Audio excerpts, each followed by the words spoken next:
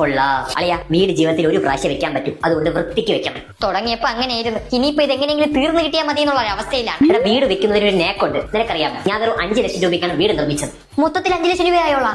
അല്ലല്ല, 5 ലക്ഷം രൂപയ്ക്ക് ബേസ്മെന്റ് കിട്ടിയിട്ട് 5 വർഷമായി. ഇപ്പൊ അതിന്റെ അത് താർപ്പ വിരിച്ച് കുടിലും കെട്ടി ജീവിക്കണം. കഴിഞ്ഞ ആഴ്ച ബ്ലൂടൂത്ത് ഫിനാൻസിംഗ് എന്നെ വിളിച്ചായിരുന്നു, ഏറ്റവും കൂടുതൽ ലോണുകളുള്ള കസ്റ്റമറിനെ ആദരിക്കുന്ന ചടങ്ങിലേക്ക്.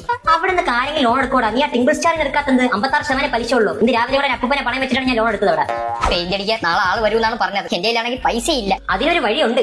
എന്തൊരു വഴി കളിയാ? പെയിന്റ് അടിക്കണ്ട, അത് തന്നെ വഴി. എങ്ങനെയെങ്കിലും പണി തീർത്ത് വീട്ടിന്റെ അകത്ത് കയറാൻ നോക്കുമ്പോഴാണ് വീട്ടുകാർ പറയണത് സ്റ്റീലിന്റെ സ്റ്റെയർ വേണം, ഹാളിൽ ജിപ്സം ബോർഡ്, 75 ഇഞ്ചിന്റെ TV, തേക്കിന്റെ ഡോർ. 75 ഇഞ്ചിന്റെ ടിവിയാ? അവിടെ എന്താ തിയേറ്റർ ആടാ പണിയണ? ഞാൻ വിചാരിക്കണേ വെക്കണ വീട് വാടകയ്ക്ക് കൊടുക്കാന്ന്. പിന്നെ നീ എവിടെ താമസിക്കും? പഴയ വീട്ടിൽ തന്നെ താമസിക്കാം. എന്തായാലും ഡോറിന്റെ പൂട്ട് വെക്കണമെങ്കിൽ ആറ്റം സ്പ്രിംഗിന്റെ ഫിംഗർ പ്രിന്റ് ഉള്ളത് തന്നെ വെക്കണം. ടെയിൽ കൊണ്ടുവന്ന കാർഡ്ബോർഡ് വെച്ചുണ്ടാക്കണ ഡോറിന് എന്തിനാ ഫിംഗർ പ്രിന്റിന്റെ പൂട്ട്? ഡോർ ഇടല്ല, പൈസയാവും.